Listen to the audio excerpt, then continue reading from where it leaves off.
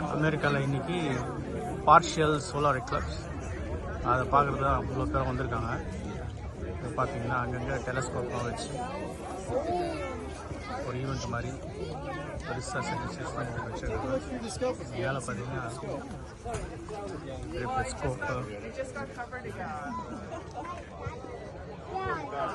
Oh wait, it's getting uncovered. Oh, that's so cool. You see the prominence at 4 o'clock? Looks like a little